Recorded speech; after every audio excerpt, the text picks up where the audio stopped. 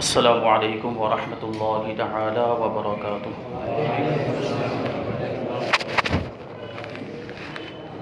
الحمد للہ رب العالمین والعاقبۃ للمتقین والصلاة والسلام علی سید الانبیاء والمرسلین وعلی آلہ واصحابہ اجمعین، اما بعد فاعوذ باللہ من الشیطان الرجیم، بسم اللہ الرحمن الرحیم۔ والسابقون الاولون من المہاجرین والانصار والذین اتبعوهم بإحسان رضی اللہ عنہم ورضوا عنہ۔ صدق اللہ مولانا العظیم، وصدق رسوله النبی الامین المتین الکریم، ونحن على ذلك لمن الشاهدین والشاکرین والذاکرین والحامدین، والحمد للہ رب العالمین۔ آئیے ہم اور آپ سب سے پہلے حضور سرور کائنات، فخر موجودات، باعث تخلیق کائنات، احمد مجتبی محمد مصطفیٰ صلی اللہ علیہ وسلم کی بارگاہ بے کس پناہ ہمیں جھوم جھوم کر درود و سلام کا نذرانہ عقیدت پیش کریں اور پڑھیں اللہم صلی علی سیدنا و مولانا محمد معدن الجود والکرم وآلہ الکرام وابنہ الکریم وبارک وسلم صلاۃ و سلام علیک یا رسول اللہ صلی اللہ تعالی علیہ وسلم۔ عزیزان ملت اسلامیہ، آج ذی الحجہ کی 19 تاریخ ہے اور اسی مہینے کی 18 تاریخ کو، جو گزشتہ کل یہ تاریخ گزری ہے، یہ دن امیر المؤمنین خلیفۃ المسلمین داماد رسول حضرت سیدنا عثمان غنی رضی اللہ تعالیٰ عنہ کی شہادت کا دن ہے۔ اسی مناسبت سے آج ہم انشاءاللہ تبارک و تعالی حضرت عثمان غنی رضی اللہ تعالیٰ عنہ کا تذکرہ کرنے کی سعادت حاصل کریں گے۔ حضرت سیدنا ابو قلابہ رضی اللہ تعالیٰ عنہ بیان کرتے ہیں کہ میں نے سرزمین شام میں ایک شخص کو دیکھا، ملک شام جس کو ابھی سیریا کہا جاتا ہے، وہاں پر ایک شخص کو دیکھا جو یہ صدا لگا رہا تھا کہ میرے لیے جہنم ہے، میرے لیے جہنم ہے۔ حضرت ابو قلابہ کہتے ہیں کہ میں اٹھ کر اس کے قریب گیا تو یہ دیکھ کر حیران رہ گیا کہ اس شخص کے دونوں ہاتھ بھی کٹے ہوئے ہیں اور دونوں پاؤں بھی کٹے ہوئے ہیں۔ معاملہ یہ ہے کہ آنکھوں سے بھی اندھا ہو گیا، دونوں آنکھوں کی روشنی چلی گئی اور وہ مسلسل یہی پکارتا جا رہا ہے، صدا لگاتا جا رہا ہے، میرے لیے جہنم ہے، میرے لیے جہنم ہے۔ میں نے اس سے پوچھا کہ تم کس بنا پر، کس وجہ سے یہ پکار رہے ہو کہ میرے لیے جہنم ہے؟ تو اس شخص نے جواب دیا کہ میرا حال تو پوچھو ہی مت، میں ان بد نصیبوں میں شامل تھا جنہوں نے حضرت عثمان غنی رضی اللہ تعالیٰ عنہ کے گھر میں داخل ہونے کے لیے اور گھر میں داخل ہونے کے بعد ان کو شہید کرنے کا ارادہ کیا۔ جو لوگ حضرت عثمان غنی رضی اللہ تعالیٰ عنہ کو شہید کرنے کے لیے ان کے گھر میں داخل ہوئے، میں ان بد نصیبوں میں تھا۔ وہ شخص جواب دیتا ہے جو جس کے پاؤں بھی کٹے ہوئے، ہاتھ بھی کٹے ہوئے، جو آنکھوں سے بھی اندھا۔ اور جب میں تلوار لے کر گھر کے اندر داخل ہوا اور قریب پہنچا تو حضرت عثمان غنی رضی اللہ تعالیٰ عنہ کی زوجہ محترمہ نے مجھے ڈانٹا، تم کیوں آ گئے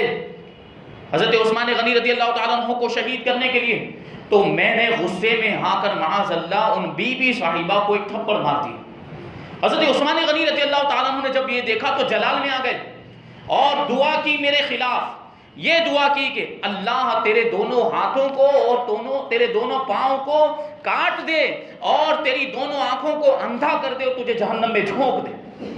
یہ حضرت عثمان غنی رضی اللہ تعالیٰ عنہ نے میرے لیے جب دعا کی، جب میں نے ان کے پرجلال چہرے کو دیکھا اور جب یہ قاہرانہ دعا ان کی سنی تو میرے بدن کا رونگٹا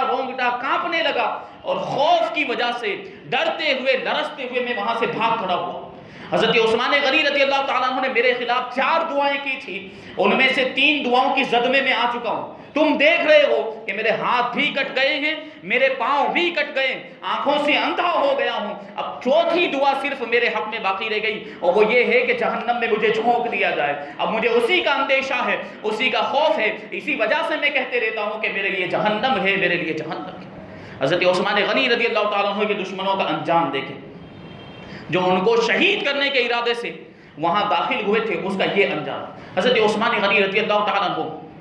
عام الفیل کے چھٹے سال جو ہاتھی والا واقعہ پیش آیا تھا، جو میں نے بیان کیا کہ اب رہا ہاتھی کا لشکر لے کر خانہ کعبہ کو ڈھانے کے لیے، اس سال کے چھٹے سال یعنی 6 سال بعد آپ مکہ مکرمہ کے اندر پیدا ہوئے، اور آپ کا جو سلسلہ نسب ہے یہ 5 واسطوں سے رسول اللہ صلی اللہ علیہ وسلم کے خاندانی نسب سے جا کر مل جاتا ہے۔ آپ بھی قریشی ہیں، قبیلہ قریش سے آپ کا تعلق ہے۔ حضرت عثمان غنی رضی اللہ تعالیٰ عنہ کی کنیت ابو عمرو، آپ کے والد کا نام عفان، اور آپ کے جو القاب ہے اس میں 2 لقب بہت زیادہ مشہور ہیں، جامع القرآن اور ذو النورین۔ جامع القرآن آپ کو اس لیے کہا جاتا ہے کہ آپ نے قرآن کو جمع کیا، قرآن کو کتابی شکل میں محفوظ کیا، مدون کیا۔ حضرت ابو بکر صدیق رضی اللہ تعالیٰ عنہ کے زمانے میں بھی یہ کام ہوا، لیکن وہ آیتیں لکھی تو گئی لیکن بکھری ہوئی، کسی کے پاس کوئی آیت لکھی، کسی کے پاس کوئی آیت لکھی ہے، کسی کے پاس کوئی سورت لکھی ہوئی۔ حضرت فاروق اعظم نے بھی اس کا اہتمام کیا، لیکن جس طریقے سے قرآن کو جمع کرنے کا، کتابی شکل میں محفوظ کرنے کا انتظام اور اہتمام حضرت عثمان غنی نے کیا ہے، ان کے بعد کسی نے، وہ بعد میں تو پھر وہ سلسلہ آگے بڑھتا گیا، لیکن یہ جو صحرا آگے سب سے پہلے کسی کے سر جاتا ہے تو حضرت عثمان غنی رضی اللہ عنہ۔ آپ نے قرآن کو کتابی شکل میں محفوظ کیا اور اس کے نسخے تیار کرنے کے بعد مختلف علاقوں میں وہ نسخے بھیجے، کیونکہ اس وقت تک اسلام دور دراز علاقوں دیگر ممالک تک بھی پہنچ چکا تھا، تو سب کو اب ظاہر سی بات جو مسلمان ہے اس کو قرآن پڑھنے کی ضرورت ہے،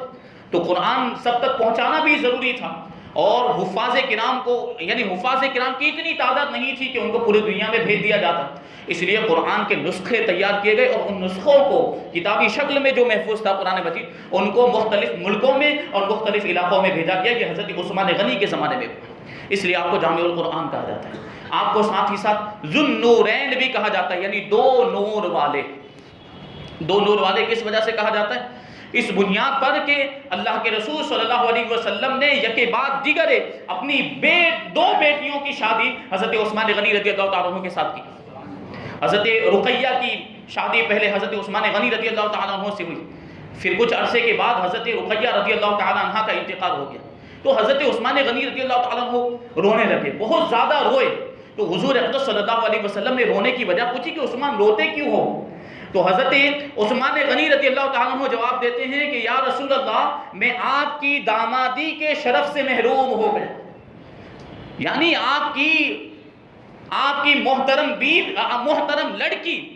آپ کی محترم صاحبزادی جو میرے نکاح میں تھی، ان کا انتقال ہو گیا، تو اب میں آپ کا دامن نہیں رہا۔ تو اللہ کے رسول صلی اللہ علیہ وسلم نے ارشاد فرمایا کہ ہم اپنی دوسری صاحبزادی ام کلثوم کا تمہارے ساتھ نکاح کرتے ہیں، شرط یہ ہے کہ ان کا مہر بھی وہی ہو جو رقیہ کا مہر تھا، اور ان کے ساتھ تم وہی برتاؤ کرو جو رقیہ کے ساتھ کرتے تھے، اور خدا کی قسم اگر میری 10 بیٹیاں ہوتی تو یکے بعد دیگر وہ تمہارے نکاح میں دے دی۔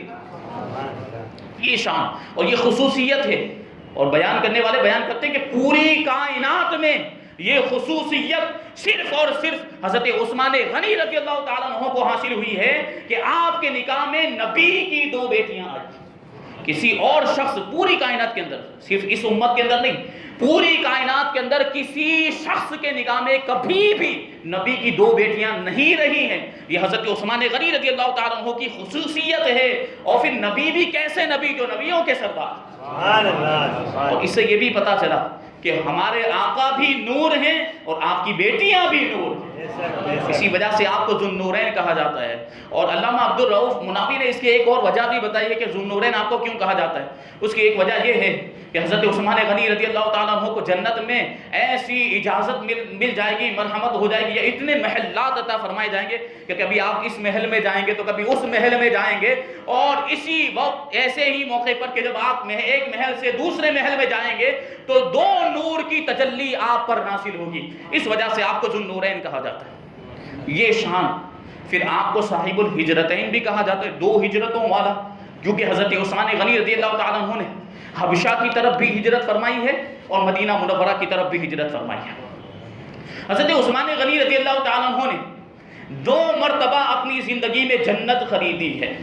جنت کے حقدار ہو گئے، جنت کے مستحق ہو گئے، آپ قطعی یقینی جنتی ہیں۔ اللہ کے رسول صلی اللہ علیہ وسلم نے کئی مرتبہ آپ کو جنت کی بشارت عطا فرمائی۔ جب مسلمان مکہ مکرمہ سے ہجرت کر کے مدینہ منورہ آ گئے تو مہاجرین کی تعداد زیادہ ہونے کی وجہ سے مدینہ منورہ میں پانی کم پڑنے لگ گیا۔ تو مدینہ منورہ میں ایک کنواں تھا جس کا نام بیر روما تھا، اور وہ کنواں ایک قبیلے بنو غفار سے تعلق رکھنے والے ایک شخص کا تھا۔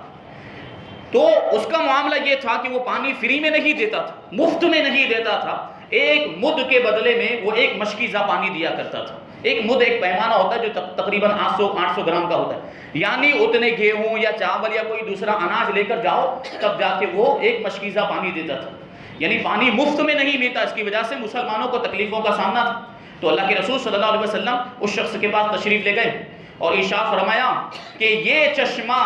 تم مجھے جنت کے چشمے کے بدلے میں بیچ دو۔ لیکن اس بدبخت کو دیکھیں، وہ محروم قسمت کیسا، اس نے کیا جواب دیا کہ یہ کنواں اور یہ چشمہ میرے اور میری اولاد کے کمانے کا ایک ہی ذریعہ ہے، اس معاملے کی طاقت میرے اندر نہیں، یہ کنواں میں آپ کے ہاتھ پر نہیں بیچ سکتا۔ تو حضرت عثمان غنی رضی اللہ تعالیٰ عنہ کو جب پتا چلا کہ اللہ کے رسول صلی اللہ علیہ وسلم اس کنویں کو، اس چشمے کو خریدنا چاہتے ہیں، تو حضرت عثمان غنی رضی اللہ تعالیٰ عنہ نے 35,000 درہم دے کر اس کنویں کو خریدا۔ پھر اللہ کے رسول صلی اللہ علیہ وسلم کی بارگاہ میں حاضر ہوئے اور ارشاد فرمایا اور عرض کرتے ہیں، یا رسول اللہ، وہ کنواں اگر میں خرید کر مسلمانوں کے لیے وقف کر دوں تو کیا میرے ساتھ بھی وہی معاملہ فرمائیں گے؟ یعنی اس کنویں کے بدلے میں مجھے بھی جنت میں کنواں ملے گا؟ تو اللہ کے رسول صلی اللہ علیہ وسلم نے ارشاد فرمایا، بالکل اے عثمان، تم بھی جنت کے کنویں کے حقدار بن جاؤ گے۔ حضرت عثمان غنی عرض کرتے ہیں، یا رسول اللہ، میں نے وہ کنواں خرید کر مسلمانوں کے لیے وقف کر دیا۔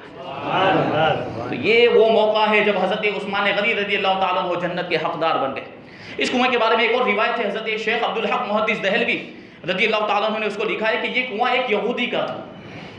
اور وہ یہودی مفت میں پانی نہیں دیتا، اس کے پیسے لیتا تھا، بیچتا تھا پانی۔ اب ضرورت پیش آئی تو حضرت عثمان غنی رضی اللہ تعالیٰ عنہ نے 12,000 درہم دے کر آدھا کنواں خرید لیا۔ اب آدھا کنواں حضرت عثمان غنی کی ملکیت میں اور آدھا کنواں اس یہودی، آدھا اگر حصہ ہو جائے تو پورے طور پر اس سے نفع حاصل کرنا ممکن نہیں رہتا۔ تو یہ معاملہ ہو گیا، یعنی آدھے کنویں سے فائدہ حاصل کرنا اس کے لیے مشکل اور دشوار ہوا، تو باقی کا آدھا حصہ بھی اس یہودی نے 8,000 درہم کے اندر حضرت عثمان غنی کے ہاتھ پر بیچ دیا۔ اب یہ 20,000 درہم کے اندر تقریباً وہ کنواں حضرت عثمان غنی رضی اللہ تعالیٰ عنہ کی ملکیت میں آ گیا، اور حضرت عثمان غنی رضی اللہ تعالیٰ عنہ نے وہ مسلمانوں پر صدقہ کر دیا۔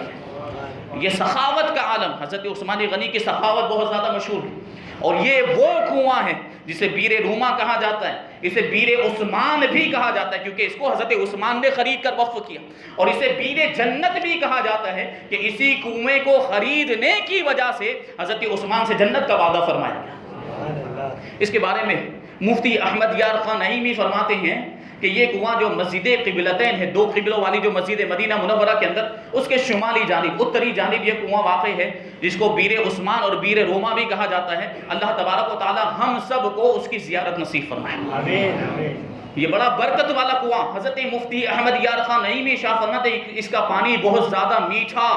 بہت ہی لذیذ اور ہلکا اور زود ہضم ہے۔ اتنا ہلکا پانی کے احساس نہیں ہوتا، بہت جلد یہ پانی ہضم ہو جاتا، اس میں یہ برکتیں ہیں اس کنویں کے اندر۔ اور اس کے بارے میں فرمایا کہ اللہ کے رسول صلی اللہ علیہ وسلم نے بھی اس کنویں کا پانی نوش فرمایا ہے۔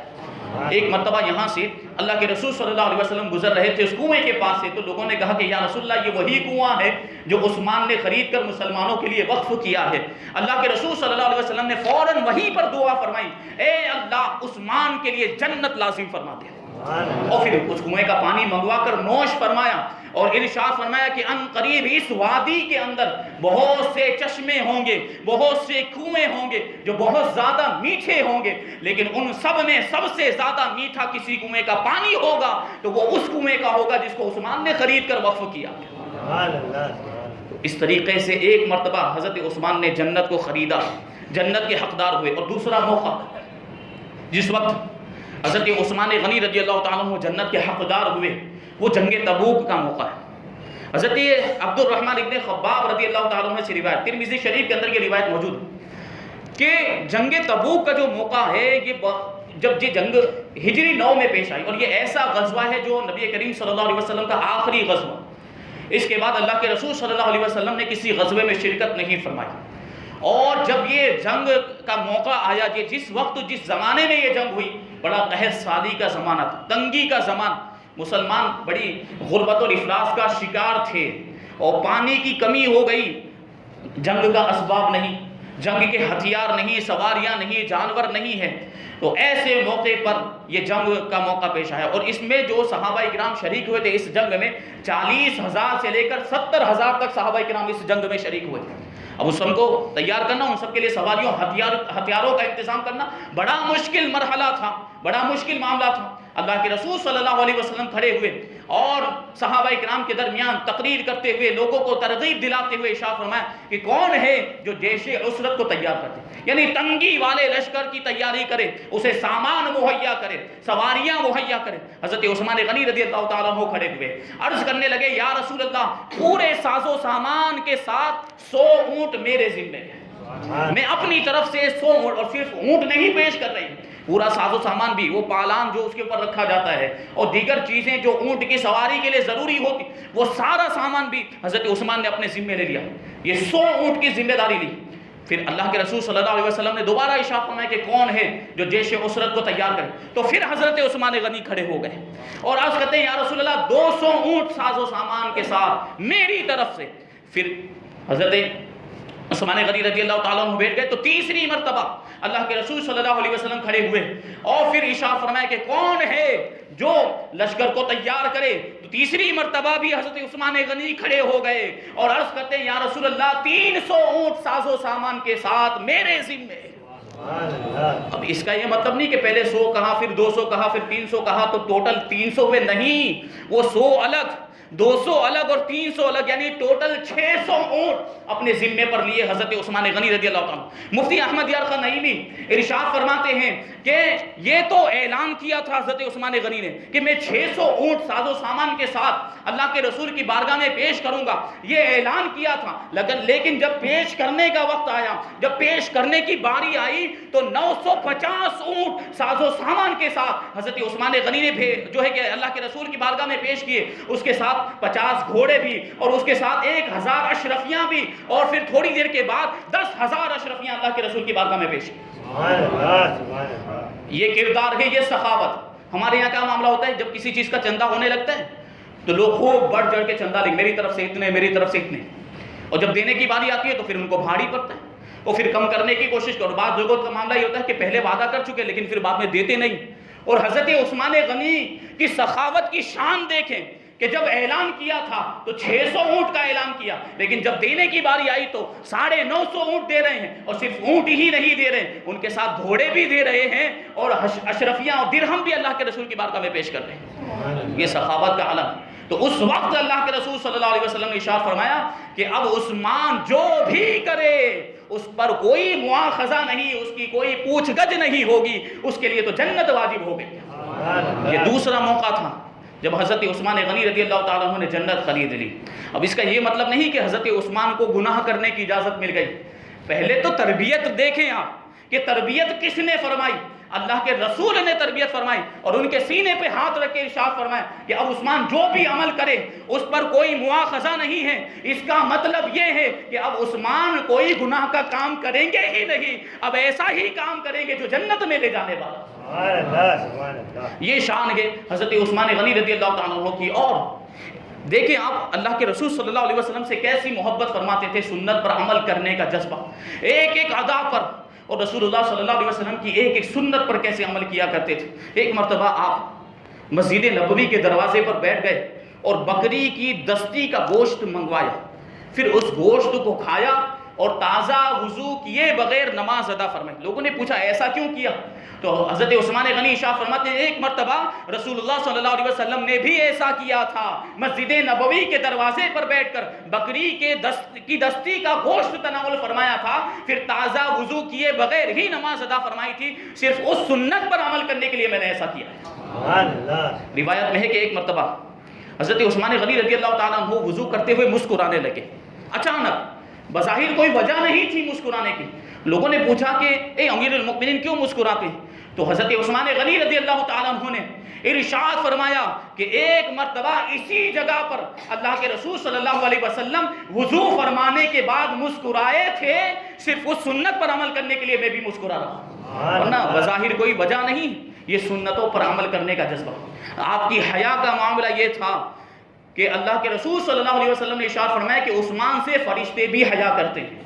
اور حضرت امام حسن بصری رضی اللہ تعالیٰ عنہ فرماتے ہیں کہ اگر حضرت عثمان غنی رضی اللہ تعالیٰ عنہ کسی بند کمرے میں ہوتے اور دروازہ بھی بند ہوتا، اس کے باوجود بھی غسل کرتے وقت پورے کپڑے نہیں اتارتے تھے۔ یہ حیا کا معاملہ، اسی وجہ سے اللہ کے رسول صلی اللہ علیہ وسلم نے اللہ کی بارگاہ میں دعا کی تھی حضرت عثمان غنی کے لیے، اے پروردگار، عثمان بڑا حیا والا ہے، بڑا شرم والا ہے، اس سے حساب مت لینا کہ یہ اپنی شرم و حیا کی وجہ سے تیری بارگاہ میں کھڑا نہیں ہو سکے گا۔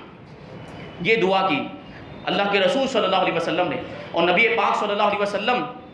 سے کیسا لگا اور کیسی محبت اور کیسا ادب و احترام بیان کرتے ہیں۔ حضرت عثمان غنی رضی اللہ تعالیٰ عنہ خود بیان کرتے ہیں کہ جب سے میں نے رسول اللہ صلی اللہ علیہ وسلم کے ہاتھ میں ہاتھ دے کر، یعنی یہ دائنا ہاتھ میں نے جب سے اللہ کے رسول صلی اللہ علیہ وسلم کے دستے اقدس پر رکھا ہے اور بیعت کی ہے، اسلام قبول کیا ہے، اس کے بعد سے آج تک میں نے یہ ہاتھ اپنی شرمگاہ پر نہیں لگایا۔ یہ ادب و احترام کا طریقہ، پوری زندگی اپنا دائنا ہاتھ آپ نے اپنی شرمگاہ پر نہیں لگایا۔ یہ شان ہے حضرت عثمان غنی رضی اللہ تعالیٰ عنہ کی۔ اور عبادت کا معاملہ بیان کرنے والے بیان کرتے ہیں کہ حضرت عثمان غنی ہمیشہ روزہ رکھا کرتے تھے، ممنوع ایام کے علاوہ، جن دنوں میں روزہ رکھنا جائز نہیں ان کے علاوہ پورا سال آپ روزہ رکھتے، اور رات کے ابتدائی حصے میں تھوڑا آرام کر لیا کرتے، اور پھر پوری رات اللہ کی عبادت میں مشغول رہا کرتے تھے۔ اور سخاوت کا معاملہ یہ تھا کہ جب دوسروں کو کھلانے کی باری آتی تو امیروں والا کھانا کھلایا کرتے تھے، اور خود گھر جا کر سرکے اور زیتون پر گزارا کیا کرتے تھے۔ یہ شان، تو یہ محبت کا انداز، تو ظاہر سی بات ہے جب حضرت عثمان غنی حضور سے ایسی محبت کرتے تو بدلے میں وہ بھی تو اس کے حقدار تھے کہ حضور بھی ان سے محبت فرمائے۔ تو حضور صلی اللہ علیہ وسلم بھی حضرت عثمان غنی سے بڑی محبت فرماتے تھے، بڑی شفقت فرماتے تھے۔ حضرت عثمان غنی رضی اللہ تعالیٰ عنہ کو جب بلوائیوں نے ان کے گھر کا محاصرہ کر لیا، جب بلوائیوں نے شہید کرنے کے ارادے سے آپ پر حملہ کر دیا، آپ کے گھر کو گھیر لیا تھا، اس وقت حضرت عبداللہ ابن سلام کہتے ہیں کہ میں حاضر ہوا ملاقات کے لیے، تو حضرت عثمان غنی رضی اللہ تعالیٰ عنہ اس دن بھی روزے سے تھے، اس دن بھی روزہ رکھا ہوا تھا، اور یہ بلوائیوں نے حضرت عثمان غنی رضی اللہ تعالیٰ عنہ پر پانی بند کر دیا تھا کہ ایک بوند بھی، ایک قطرہ بھی پانی کا حضرت عثمان غنی کے گھر میں نہ جانے پر۔ اور ادھر حضرت عثمان غنی رضی اللہ تعالیٰ عنہ پیاس کی وجہ سے بے قرار اور تڑپ رہے تھے۔ ایسے عالم میں حضرت عبداللہ ابن السلام کہتے ہیں کہ اس وقت بھی حضرت عثمان غنی روزہ دار تھے، اور مجھے دیکھ کر حضرت عثمان غنی رضی اللہ تعالیٰ عنہ نے ارشاد فرمایا کہ اے عبداللہ، کل رات کو اس روشن دان میں نے اللہ کے رسول صلی اللہ علیہ وسلم کی زیارت کی ہے۔ روشن دان جو اجالیہ ہوتا ہے، تو وہ گھر کا تو محاصرہ کیا، تو حضرت عثمان غنی کہتے ہیں کہ اس روشن دان میں اللہ کے رسول صلی اللہ علیہ وسلم تشریف لائے، اور آنے کے بعد بڑے مشفقانہ انداز میں، مہربانی والے انداز میں، محبت بھرے انداز میں اللہ کے رسول نے ارشاد فرمایا، اے عثمان، کیا دشمنوں نے تم پر پانی بن کر کے تم کو پیاس سے بے قرار کر دیا ہے؟ میں نے عرض کیا یا رسول اللہ، ہاں، ان لوگوں نے مجھ پر پانی بند کر دیا ہے۔ تو اللہ کے رسول صلی اللہ علیہ وسلم نے فوراً اس روشن دان سے پانی کی ایک ڈول جو ہے کہ لٹکائی، ایک بالٹی لٹکائی، اور ارشاد فرمایا کہ خوب سیراب ہو کر پی لو۔ میں نے وہ پانی پیا، میں سیراب ہو گیا، اور اس کا معاملہ یہ ہے کہ اس وقت بھی اس پانی کی ٹھنڈک میں اپنی دونوں چھاتیوں کے درمیان اور اپنے دونوں کندھوں کے درمیان محسوس کر رہا ہوں۔ اللہ کے رسول صلی اللہ علیہ وسلم نے اس طریقے سے اپنے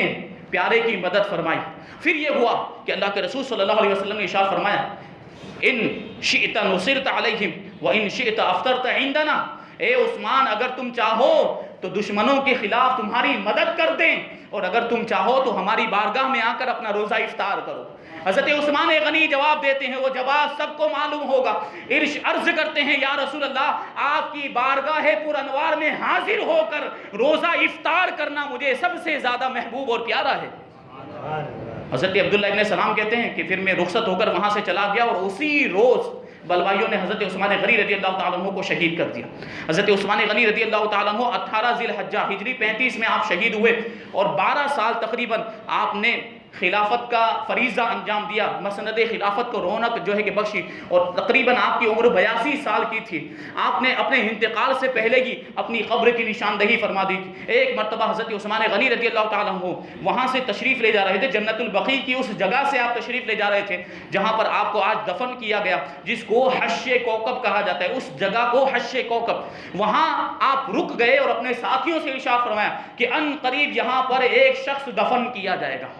ان قریب یہاں پر ایک شخص دفن کیا جائے گا۔ وہ جگہ اس وقت قبرستان جو عام قبرستان تھا اس سے دور تھی، وہاں پر لوگوں کی قبریں نہیں تھی، عام طور پر صحابہ کرام کو جہاں دفن کیا جاتا تھا اس سے وہ دور تھی وہ جگہ، تو لوگوں کو تعجب ہوا کہ یہاں کس کو دفن کیا جائے گا۔ لیکن معاملہ یہی ہوا کہ جب حضرت عثمان غنی رضی اللہ تعالیٰ عنہ کو شہید کر دیا تو بلوائیوں نے آپ کے جسد خاکی اور آپ کی لاش مبارک کے تعلق سے ایسا ادھم مچایا کہ آپ کو نہ روضہ اقدس کے قریب لے جایا جا سکا، نہ ہی اس قبرستان میں دفن کیا جا سکا جہاں پر عام طور پر صحابہ کرام کو دفن کیا جاتا تھا۔ تو رات کے اندھیرے میں لے جا کر وہاں پر دفن کیا ہے حضرت عثمان غنی رضی اللہ تعالیٰ عنہ کو، جس کے بارے میں حضرت عثمان غنی نے اپنی زندگی میں ہی فرما دیا تھا کہ یہاں پر ایک شخص دفن ہونے والا ہے، وہ شخص کوئی اور نہیں بلکہ خود حضرت عثمان غنی رضی اللہ تعالیٰ عنہ تھے۔ رات کے موقع پر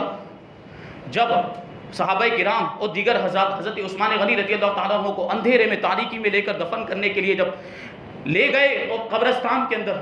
تو دور سے ایک جماعت آتی ہوئی دیکھی، ایک قافلہ آتا ہوا دیکھا، تو وہ لوگ گھبرا گئے، یہ دشمن نہ ہو جو ہمیں نقصان پہنچا دے۔ گھبرا گئے، جب گھبرانے لگے تو وہ قافلے والے جو تھے انہوں نے آواز دی کہ گھبرانے کی اور ڈرنے کی ضرورت نہیں ہے، ہم بھی عثمان کے جنازے میں اور ان کے کفن دفن میں شرکت کے لیے حاضر ہوئے ہیں۔ یہ لوگ آئے اور حضرت عثمان کی نماز جنازہ ادا کی گئی، ان کو دفن کیا گیا، پھر یہ لوگ چلے گئے۔ وہ جتنے بھی صحابہ کرام وہاں پر موجود تھے سب نے بعد میں قسم کھا کر گواہی دی ہے کہ وہ قافلہ جو آیا تھا وہ لوگوں کا اور انسانوں کا قافلہ نہیں تھا، وہ فرشتوں کا قافلہ تھا۔ فرشتے حضرت عثمان کی نماز جنازہ میں حاضر ہوئے تھے اور آپ کے دفن میں حاضر ہوئے تھے۔ یہ شان اور یہ مقام و مرتبہ حضرت عثمان غنی رضی اللہ تعالیٰ عنہ کا۔ اللہ تبارک و تعالیٰ ہمیں بھی اسلام کے لیے قربانیاں دینے کی توفیق عطا فرمائے۔ حضرت عثمان غنی رضی اللہ تعالیٰ عنہ کے نقش قدم پر چلتے ہوئے اسلام کے مشن کو آگے بڑھانے کی توفیق عطا فرمائے۔ وما علینا الا البلاغ۔